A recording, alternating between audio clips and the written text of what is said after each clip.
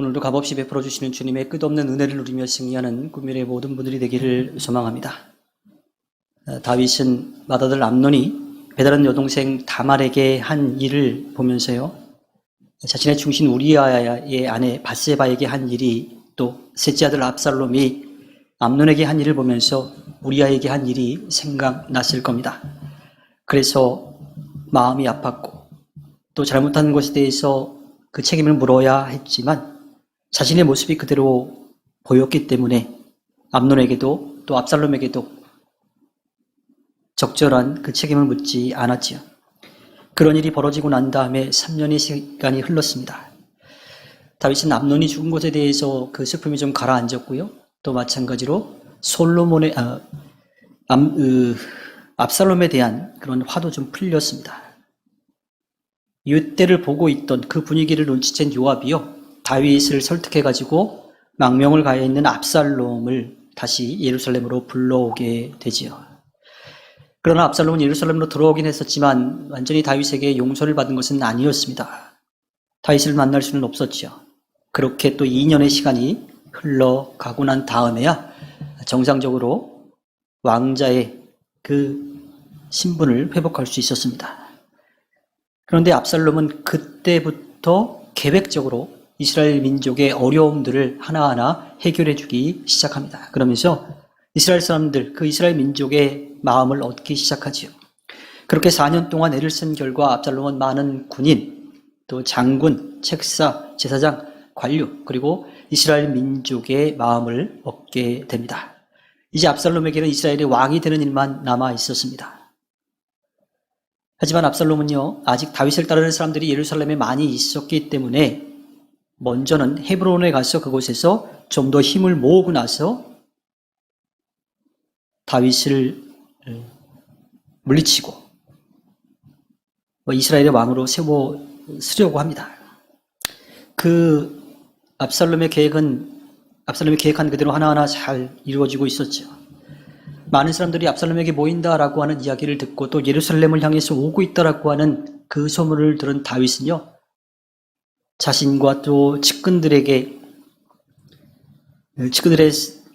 생명을 부지하기 위해서 예루살렘을 빠져나가지요. 근데 그때 예루살렘을 지킬 수 있도록 후궁들을 좀 남겨두고 왔습니다. 그렇게 아버지 다윗과 아들 압살롬이 싸움을 시작합니다. 압살롬과 다윗의 싸움은요, 누가 보더라도 아주 철저하게 잘 준비해온 압살롬의 승리로 점쳐졌습니다. 압살롬은 정치력이 아주 뛰어난 사람이었죠. 누이 동생 다말이 배다른 형 암논에게 수치를 당한 것을 알고도요, 감정적으로 그 자리에서 그 문제를 해결하지 않고요, 2년 동안을 참았다가 아주 완벽한 그런 계획을 짜가지고 암논을 죽입니다. 그리고 외가로 도망가서 3년 동안을 지내다가 다시 예루살렘으로 돌아왔지만 기고만장해가지고 나서지 않았습니다. 2년 동안 조용히 죽은 듯이 살았고요. 그리고 자기의 신분이 회복되자 4년을 준비해서 이스라엘의 왕으로 서려고 했습니다. 무려 11년이라고 하는 시간을 준비해가지고 이스라엘의 왕으로 서려고 했던 거지요. 사무엘하 15장 4절부터 6절의 말씀을 보면 압살롬이 어떻게 그 일들을 준비했는지를 알 수가 있습니다. 더욱이 압살롬은 이런 말도 하였다. 누가 나를 이 나라의 재판관으로 세워주기만 하면 누구든지 소송 문제가 있을 때에 나를 찾아와서 판결을 받을 수가 있을 것이고 나는 그에게 공정한 판결을 내려줄 것이요. 또 누가 가까이 와서 엎드려 절을 하려고 하면 그는 손을 내밀어서 그를 일으켜 세우고 그의 뺨에 입을 맞추곤 하였다. 압살롬은 왕에게 판결을 받으려고 오는 모든 이스라엘 사람들에게 이런 식으로 하였다. 압살롬은 이렇게 하여 이스라엘 사람의 마음을 사로잡았다. 그러니까 자신이 왕의 자리에 가면 정말 잘할 거다라고 하는 이야기들도 계속 하고요. 또 자신에게 와서 엎드리려고 하는 사람들, 오히려 그들에게 다가가지고 그들의 손을 잡아주고 일으켜주고 그들의 어려움들을 들어주었다라고 하는 거예요. 그러니 이스라엘 민족 입장에서는요, 어렵게 왕을 만나기보다는 가까이서 만날 수 있는, 또 편하게 그 관계를 튼 압살롬을 더 신뢰하게 된 거지요. 또 예루살렘으로 오는 그 과정 가운데 이 다윗이 전령으로부터 들은 이야기가 있습니다.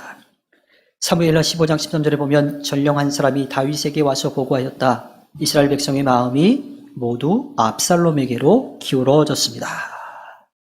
그러니까 이미 싸움을 해봤자 다윗이 이길 수 있는 그런 방법이 없는 그러한 상태지요. 그 압살롬의 계획을 다 안 다윗은요, 우선 신하들과 함께 예루살렘을 떠나게 됩니다. 그런데 아무런 대책 없이 그냥 떠나지는 않았습니다. 사무엘하 16장 18절에 보면요, 후세가 압살롬에게 대답하였다. 그렇지 않습니다. 오히려 저는 주님께서 뽑으시고 이 백성과 온 이스라엘 사람이 뽑아 세운 분의 편이 되어서 그분과 함께 지낼 작정입니다. 라고 이야기를 해요. 후세는 다윗의 최측근이었어요. 그런데 다윗이 후세에게 명령을 해서 압살롬을 따르는 것처럼 가가지고 우리를 도와달라라고 하는 그런 명령을 따라서 압살롬에게 간 거지. 압살롬이 당신은 아버지의 사람이었는데 어떻게 여기로 왔습니까? 라고 했을 때 후세가 이렇게 이야기를 하고 있어요. 그래서 다윗은 자신의 사람인 후세를 스파이로 남겨놓고 예루살렘을 떠나가게 되죠.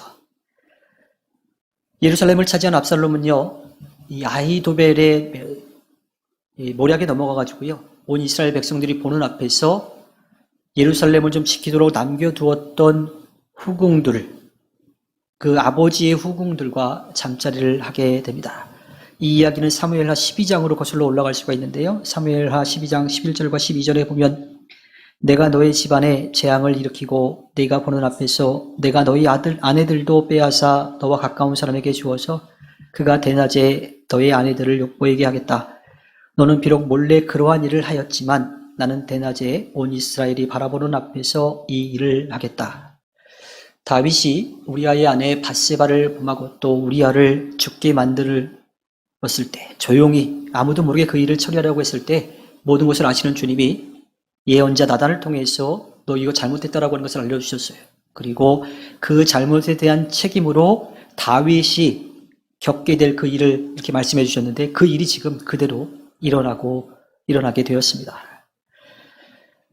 자, 그런 다음에 압살롬은요, 다윗이 도망간 걸 이제 알고 다윗을 쫓아가서 죽이려고 하는 그런 마음을 먹었어요. 그래서 자기의 신하들에게 어떻게 했으면 좋겠느냐라고 이제 묻지요. 그때 아히도벨이요, 다윗이 지금 지쳐 있으니까 당장 쫓아가가지고 끝내야 합니다. 그래야 다윗을 따르는 백성들이 겁을 먹고 압살롬인 당신에게 올 겁니다라고 그렇게 아히도벨이 이야기를 했는데요. 아히도벨의 이야기를 듣고 멈추지 않고요, 아버지의 책사였던 이 후세의 말도 또 듣습니다. 그랬더니 후세는요, 지금 당장 가지 말고 천천히 더 큰 힘을 모아서 천천히 압박해 들어가서 다윗과 다윗 세력을 모조리 다 치는 게 좋겠다라고 그렇게 후세가 이야기를 하죠. 후세가 이렇게 이야기한 것을 압살롬이 받아들입니다. 그래서 당장 다윗을 잡으러 가지 않고 좀 기다렸다 가죠. 그동안 후세가 그렇게 시간을 벌어주어서 다윗은 도망을 가고 한숨을 또 돌릴 수 있게 되었습니다. 자, 이 일에 대해서요, 사무엘 이 기자는 사무엘하 17장 14절에서 이렇게 전하고 있습니다. 그러자 압살롬과 온 이스라엘 사람이 아렉 사람 후세의 모략이 아히도벨의 모략보다 더 좋다고 찬성하였다. 주님께서 이미 압살롬이 재앙을 당하게 하시려고 아히도벨의 좋은 모략을 좌절시키셨기 때문이다. 그러니까 이 일이 아주 철두철미하게 고민하고 생각하고 정치적으로 판단하고 진행을 했던 압살롬의 계획이 아니라 주님이 그렇게 하셨다라고 하는 거예요. 그러니까 그 당시에는 당장 다윗을 쫓아가서 죽였어야 압살롬이 왕이 될 수가 있는데 주님이 그 좋은 계략을 따르지 않고 기다렸다가 다시 시작하자라고 하는 이야기를 따르게 했다라고 하는 겁니다. 공의와 정의의 주님이 악한 일에 대해서 분명하게 그 값을 치르게 하시는 것을 사무엘서 기자는 분명하게 전하고 있습니다. 그런 이야기들이 진행되고 난 다음에 사무엘하 18장에는요, 그렇게 반역을 꿈꾸던 압살롬의 죽음에 대한 이야기가 나오고 있습니다. 사무엘하 18장 5절에 보면요, 그때의 왕이 요압과 아비새와 이때에게 부탁하였다. 나를 생각해서라도 저 어린 압살롬을 너그럽게 대하여 주시오. 왕이 압살롬을 너그럽게 대하여 달라고 모든 지휘관에게 부탁하는 말을 온 백성이 다 들었다. 그러니까 아버지 다윗과 아들 압살롬의 싸움이 시작됐어요. 계속 치고받고 싸우기 시작합니다. 그런데 그 웃음이 왔다 갔다 하는 그 순간에 다윗은 압살롬에 대한 마음이 있었던 거예요. 그래서 혹시라도 자기 아들 압살롬을 죽일 수 있는 그 상황이 되었을 때 제발 죽이지 말고 나를 생각해서라도 그 어린 압살롬이라고 이야기하는데 이것은 아직 철이 없는 이라고 하는 뜻이에요. 아직 젊거나 또 철이 없다라고 하는 그런 뜻인데 그러한 압살롬을 살려달라고 그렇게 부탁을 하지요. 좀 간곡한 부탁이었을 것 같아요. 비록 생명이 오가는 그러한 싸움이었지만 아버지에 대한 아들에 대한 아버지의 마음이 쉽지 않았던 겁니다. 하지만 다윗의 바람과는 다르게 압살롬은 처절하게 죽음을 맞이하게 됩니다. 그런데 또 압살롬을 죽인 사람은요, 다름 아닌 이 외가에 도망가 있던 압살롬을 다윗에게로 다시 불러들인 요압이 죽이게 됩니다. 이 압살롬이 죽는 이야기를 보면요, 압살롬의 노새를 타고 이 다윗의 군인들과 싸우다가 밀려가지고 도망을 가다가 상수리 나무에 머리가 걸려가지고 있고 노새는 그대로 그냥 도망가 버렸어요. 그러니까 아무것도 할 수 없이 그냥 상수리 나무에 매달려 있는 그런 상황이 됐던 거죠. 다윗의 군인들이 그 모습을 보고서 요압에게 가서 전했습니다. 지금 압살롬이 저렇게 상수리 나무에 걸려 있습니다. 라고 보고를 하니까 이 요압이 당장 죽이라고 명령을 하죠. 그런데 다윗이 어떻게 했어요? 자기를 봐서라도 압살롬을 죽이지 말아달라고 그렇게 부탁했잖아요. 그래서 죽일 수 없다라고 합니다. 하지만 요압은 압살롬을 죽이려고 하지요. 사무엘하 18장 14절과 15절에 보면 그러자 요압은 너하고 이렇게 꾸물거릴 시간이 없다 하고 말한 뒤에 투창 세 자루를 손에 들고 가서 아직도 상수리 나무의 한가운데 산채로 매달려 있는 압살롬의 심장을 꿰뚫었다. 요압의 무기를 들고 다니는 젊은이 10명도 모두 둘러싸고서 압살롬을 쳐서 죽였다. 자기를 다시 복권시켜준 그 사람에 의해서 압살롬은 죽임을 당하게 됩니다.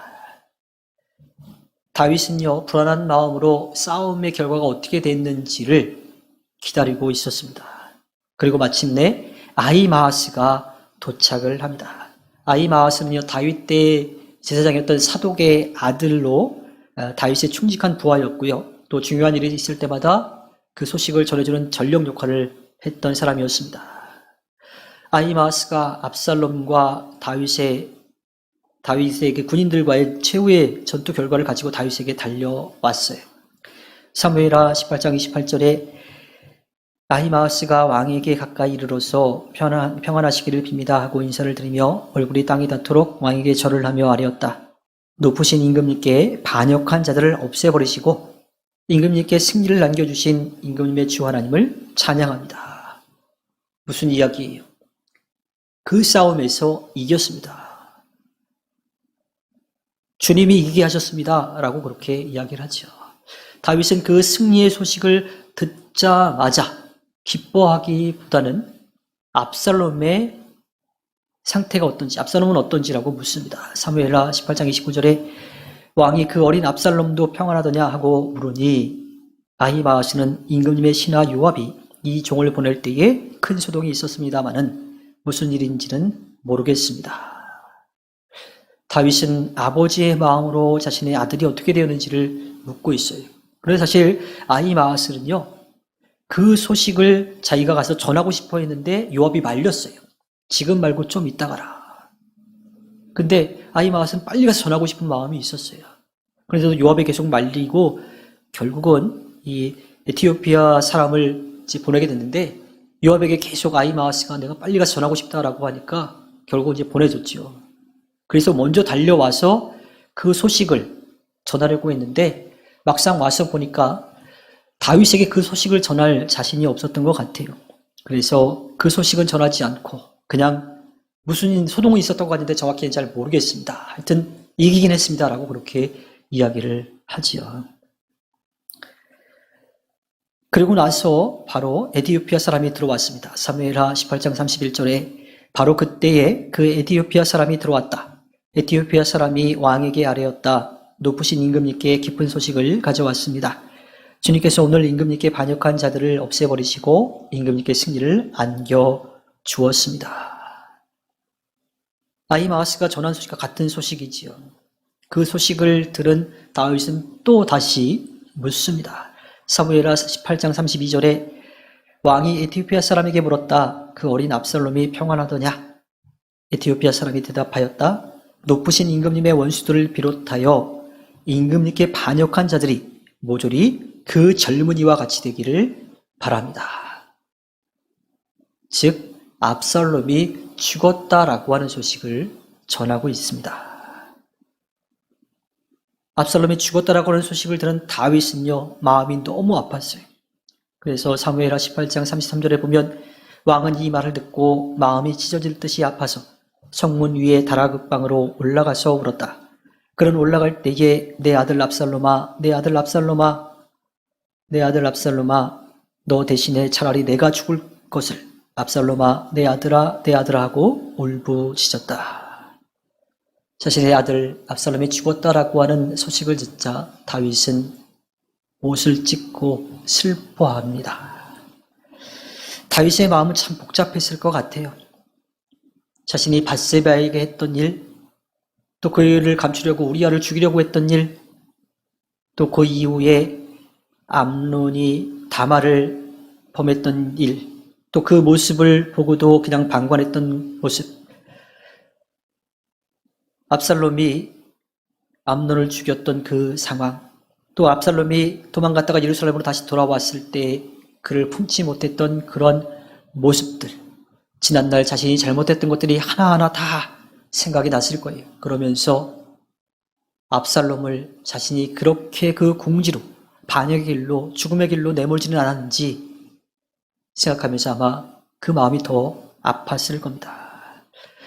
다윗은 압살롬을 떠나보내면서 그제서야 결국 자신이 압살롬을 얼마나 사랑했는지를 알게 되었던 거지요. 그리고 자신의 잘못 때문에 아들을 그렇게 보낸 것 같아 더 마음 아파합니다. 다윗은 압살롬을 용서하고 품을 수 있는 기회가 분명히 있었어요. 그러나 다윗은 그렇게 하지 않았습니다. 그러다 결국 이러한 마음 아픈 결과를 맞이하게 된 거지요. 아들 압살롬이 죽고 난 다음에야 아버지 다윗이 압살롬을 용서하는 그러한 상황인데 너무 늦었지요. 그리고 그렇게 슬퍼해봤자 이미 다 지난 일이 된 겁니다. 사랑의 표현이 지나쳐도 안 되지만 아예 없어서도 안 됩니다. 사랑한다면 잘못한 것에 대해서 분명하게 이야기할 줄 알아야 돼요. 그래서 잘못된 길로 가지 않고 바른 길로 갈 수 있도록 이끌어 주어야 합니다. 제일 무서운 게 외면이라고 하는 거예요. 그냥 인정하지 않는 거죠. 그러든지 말든지, 잘못된 길로 가든지 말든지 그냥 내버려 두는 것은요, 대놓고 미워하는 것보다 훨씬 더 무서운 겁니다. 우리나라 민담 가운데 청개구리 이야기가 있죠. 어머니의 말을 반대로만 했던 청개구리. 그러다가 어머니가 돌아가시기 전에 유언으로 자꾸 청개구리가 엄마의 말을 반대로 하니까 나 죽으면 저 연못가에다가 묻어달라고, 그러면 양지 바른 곳에 물어줄 거라고 생각해서 이야기했는데 어머니가 돌아가시자 청개구리는 그제서야 깨닫고 이제는 어머니 말씀을 따라야 되겠다 그래서 연못가에 무덤을 만들었는데 비가 올 때마다 혹시라도 떠나가지 않을까, 비가 올 때마다 운다라고 하는 그런 이야기가 있습니다. 늦으면요, 땅을 치고 후회해도 소용이 없습니다. 되돌릴 수 있는 길이 없기 때문이에요.